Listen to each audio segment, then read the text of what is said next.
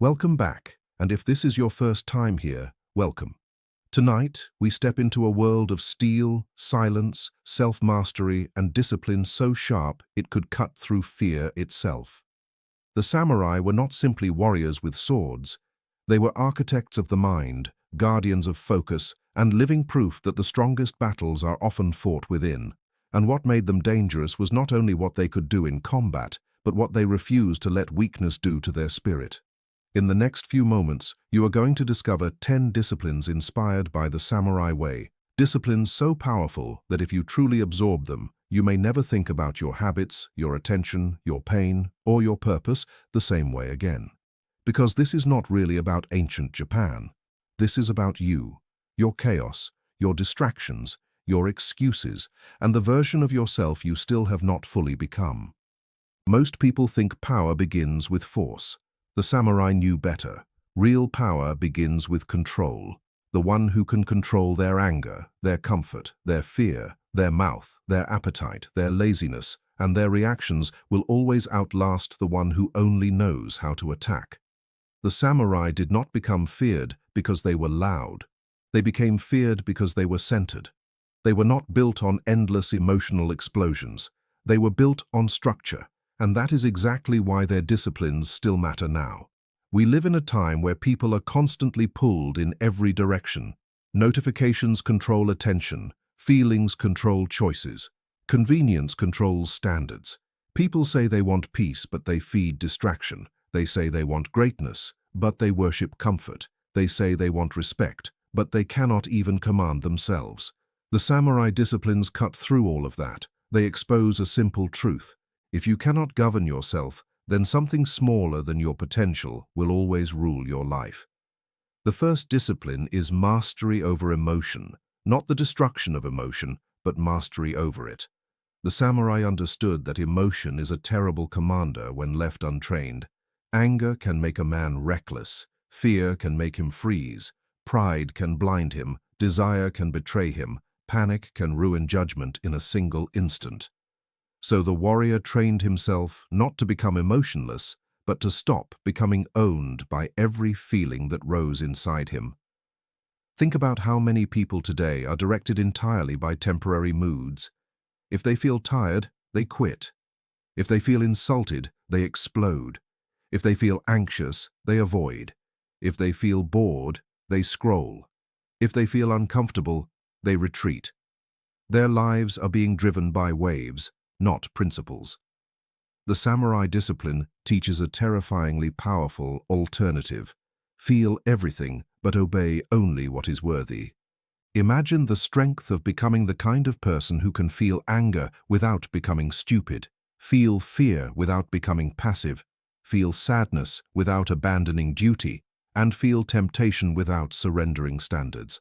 That kind of control makes a human being formidable.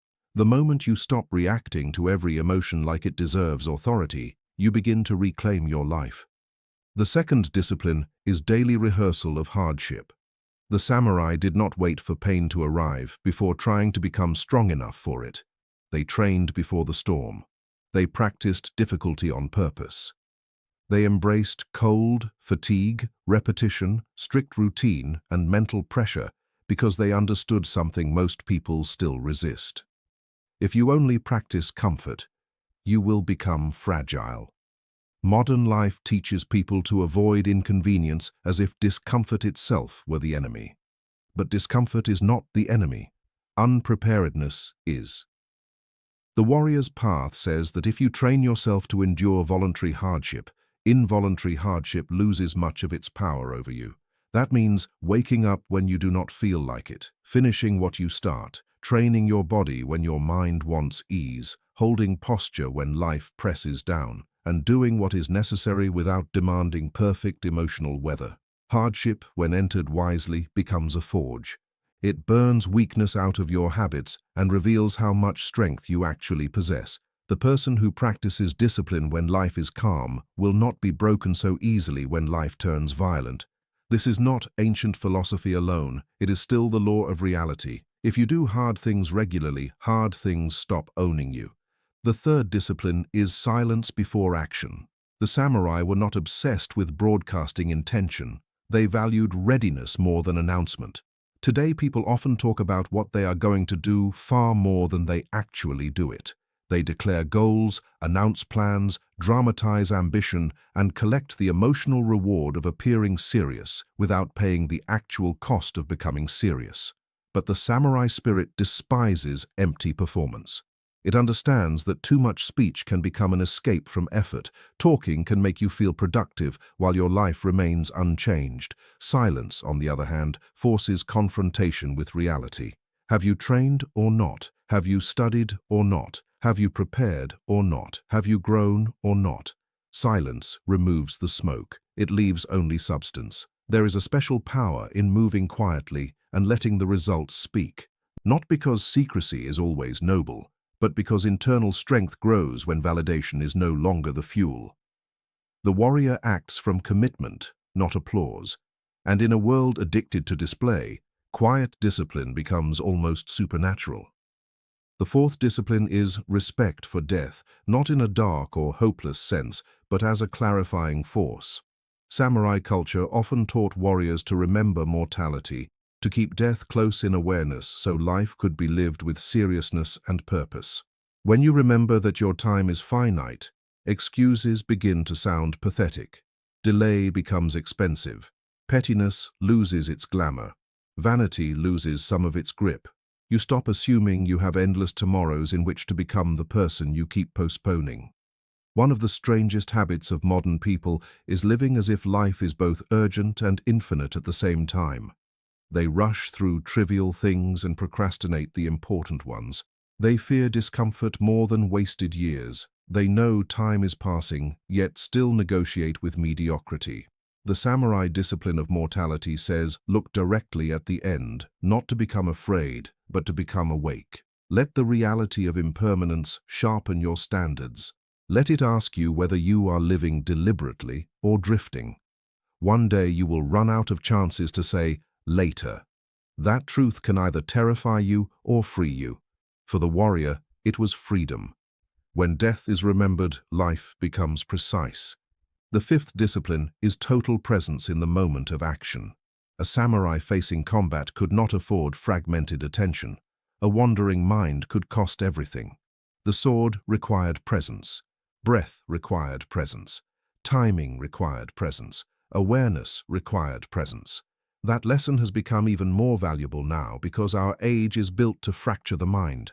People are physically in one place and mentally in 6 others. They eat while scrolling, listen while thinking about replying, work while checking messages, rest while feeding anxiety, and speak without truly hearing. Their attention is not their own. The samurai discipline says, wherever you are, be there completely.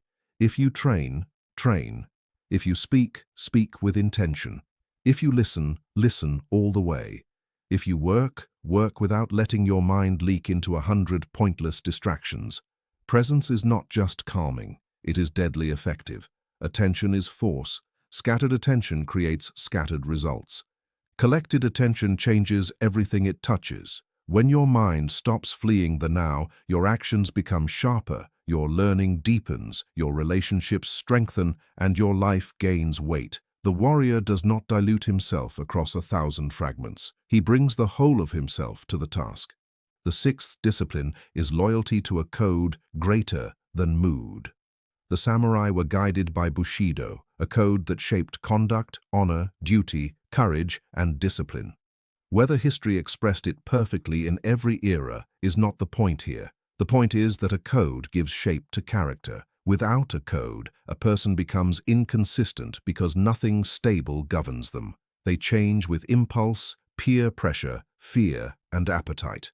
One day they are committed, the next day careless. One day honorable, the next day convenient. A code prevents that collapse. It says, this is what I stand for when life gets difficult. This is how I act when anger rises. This is how I behave when no one sees. This is what I refuse to become. Every strong person, whether they realize it or not, is living from some code. The question is whether that code is conscious and worthy or accidental and weak. The samurai discipline invites you to define your laws before pressure arrives. Will you lie to protect your comfort? Will you betray your standards when temptation is easy? Will you speak with integrity when deception would benefit you? Will you continue your duty when motivation vanishes? Your code is the architecture of your identity. Without it, you are negotiable. With it, you become anchored. The seventh discipline is disciplined simplicity. The warrior learned to cut away excess. Weapons were maintained, movements refined, priorities clarified. There was no value in becoming cluttered, internally or externally. We live in an era of accumulation. More information, more consumption, more possessions, more noise, more options, more distractions, more endless input. Yet many people are not becoming more powerful through abundance. They are becoming more exhausted by it. Complexity can become a hiding place for weakness. People drown in tools, plans, gear, apps, and endless systems while avoiding the simple hard truth that results still depend on repetition, focus, and character. The samurai discipline of simplicity asks, what is essential and what is merely clutter? What habits genuinely serve your life and which are ornamental distractions? What thoughts deserve your energy and which are parasites? Simplicity is not emptiness, it is precision. It is removing what dilutes force. A simple routine done consistently is often more powerful than a complex system done occasionally. A clear mind is more useful than a busy one. A few meaningful commitments are stronger than endless, shallow intentions. The warrior pares life down until action becomes clean. The eighth discipline is relentless practice of fundamentals. Samurai did not become skilled by chasing novelty every day. They returned again and again to basics: stance, balance, timing, breath, posture, draw, cut, awareness. Repetition was not punishment, it was refinement. Most people today are bored by fundamentals because fundamentals do not flatter the ego. They seem too simple, too repetitive, too slow. But almost every meaningful form of mastery is built through deep familiarity with basic things. In health, it is sleep, movement, nutrition, consistency. In writing, it is clarity, reading, practice, revision.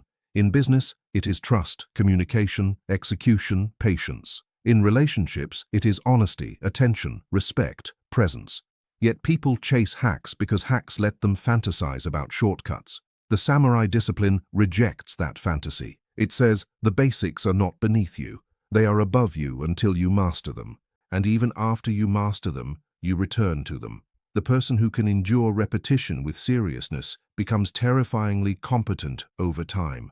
Fundamentals are not exciting at first. They are powerful because they compound. They become instinct, and instinct, trained correctly, is faster than thought when pressure strikes. The ninth discipline is humility in strength. This is one of the most misunderstood aspects of true power. The samurai ideal, at its highest expression, was not meaningless domination. Strength was supposed to be governed, not flaunted. Skill without humility becomes arrogance, and arrogance creates blindness. A man who believes he is beyond correction begins his decline immediately. A person who thinks discipline makes them superior may already be rotting from the inside. Humility does not mean weakness or timidity. It means remembering that mastery is never complete, that life can humble anyone, that skill does not excuse cruelty, and that control over oneself matters more than control over others. In modern life, people often confuse loudness with confidence and aggression with power, but the strongest people are often the least desperate to prove it. They do not need to win every argument, dominate every room, or announce their importance. They know who they are. Their discipline has removed much of the insecurity that performs for attention. Humility protects growth because it keeps the door open to learning. It keeps ego from poisoning strength. It reminds the warrior that the point of power is not vanity. The point is responsibility. The 10th discipline is unwavering duty. This may be the hardest one for modern minds to accept because duty is deeply unfashionable. People want freedom without responsibility, expression without restraint, reward without burden. But the samurai worldview placed enormous emphasis on duty to one's role, one's commitments, one's word, one's obligations. Now, of course, duty can be corrupted when attached to unworthy causes. But in its pure form, duty builds extraordinary character. Duty means you do what is required even when it is inconvenient. You keep your word even when it costs you. You protect what is entrusted to you. You remain steady when emotion would rather run. The problem with a life built only around personal feeling is that feeling changes constantly. Duty creates continuity. It allows meaning to survive discomfort. Think of the parent who wakes up exhausted but still shows up for the child. The person who keeps the promise even after the excitement dies. The worker who maintains integrity when no supervisor is present. The friend who remains loyal in difficult seasons. Duty is not glamorous, but it is one of the purest signs of maturity. The samurai knew that to become reliable is to become rare. When these disciplines come together, they form something stronger than motivation. They form identity. That is why the samurai continue to fascinate people. Not because of romantic myths alone, and not just because swords look dramatic in stories, but because they represent a human possibility that many people feel they have lost. The possibility of internal order. The possibility of becoming severe with your own weakness without becoming cruel to your own spirit. The possibility of being calm under pressure, precise under stress, dignified in suffering, and anchored by values that do not collapse every time life becomes inconvenient.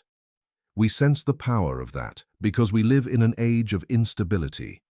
So many people are mentally scattered, emotionally reactive, spiritually soft, and physically undisciplined. The samurai disciplines confront all of that without apology. But here is the part most people miss. These principles are not meant to stay as admiration. They are meant to become practice.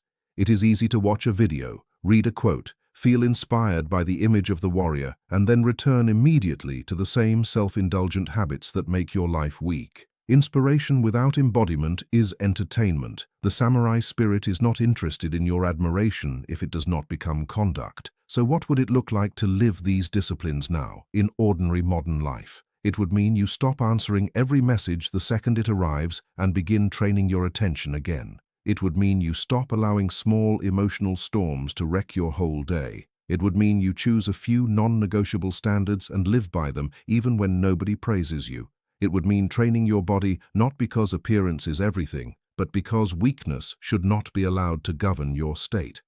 It would mean waking earlier if that gives your mind back to you. It would mean eating with intention instead of as a reaction to stress.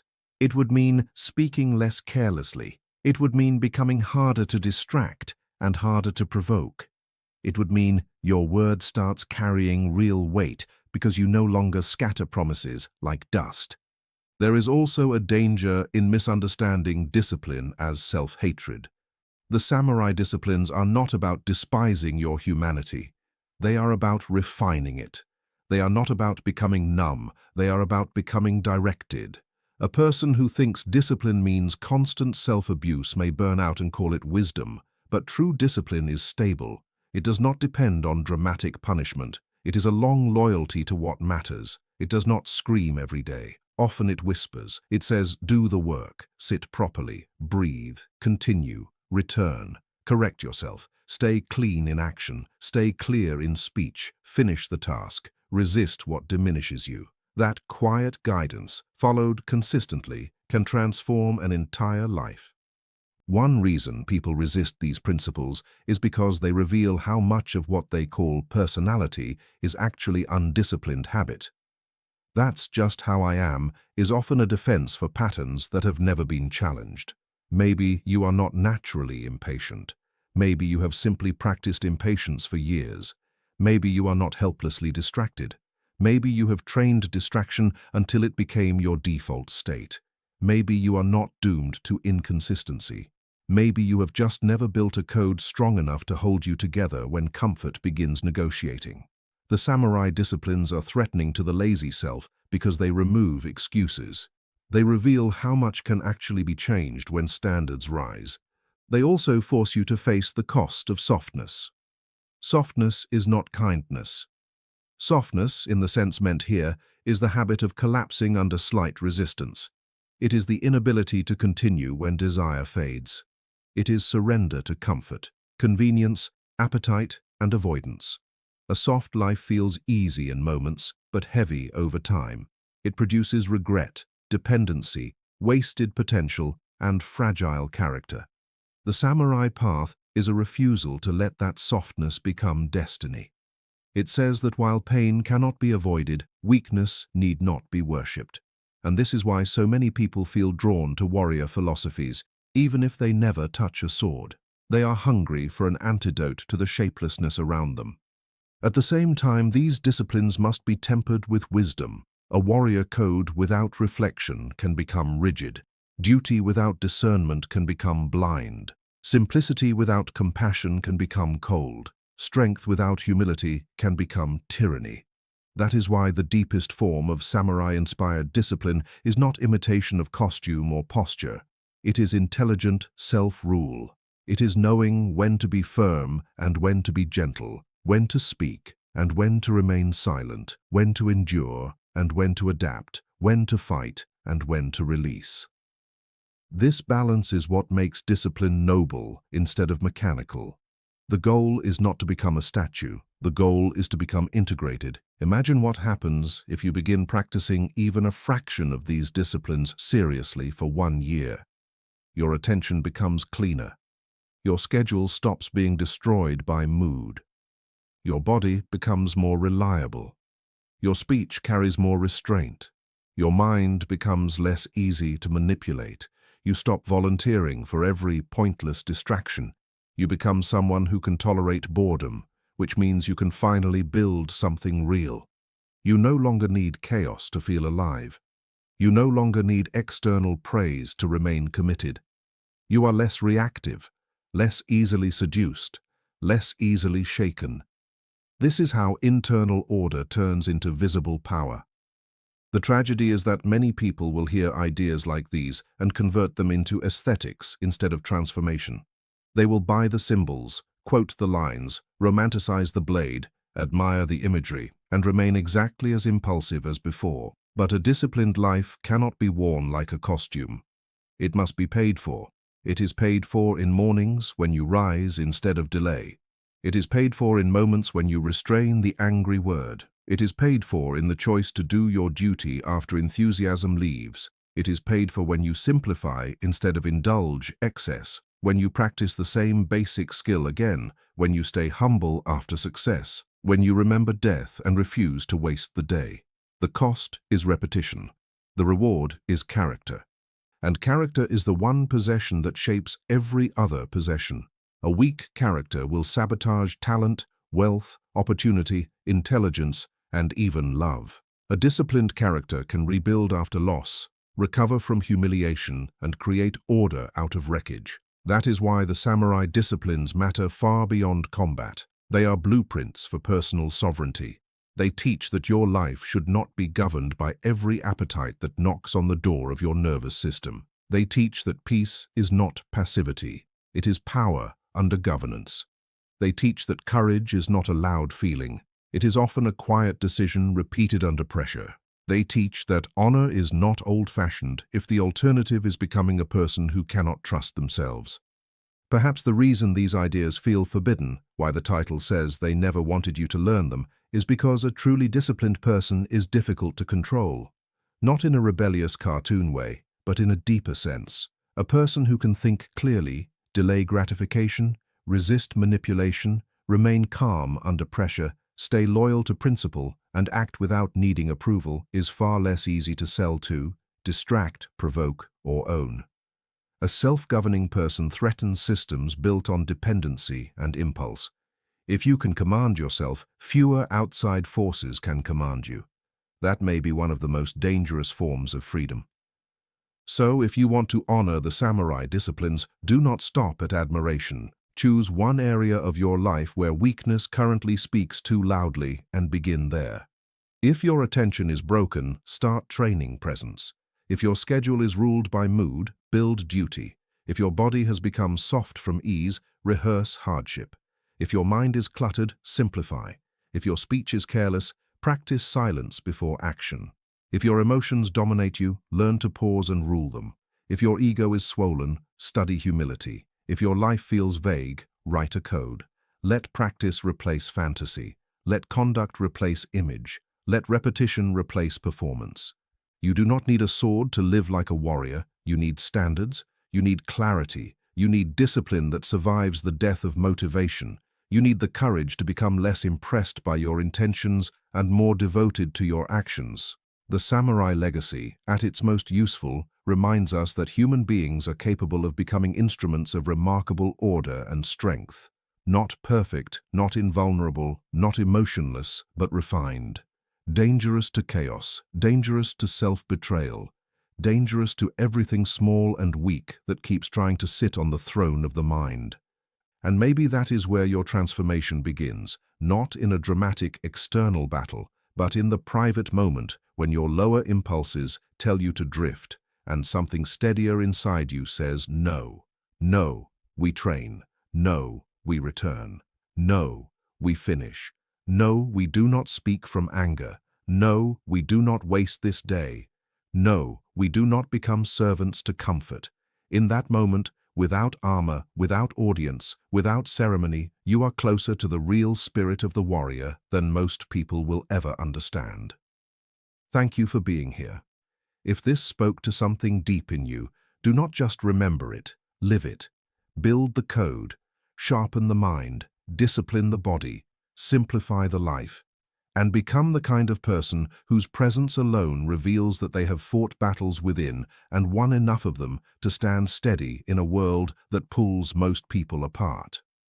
Until next time, stay sharp, stay grounded, stay disciplined, and never surrender your inner throne.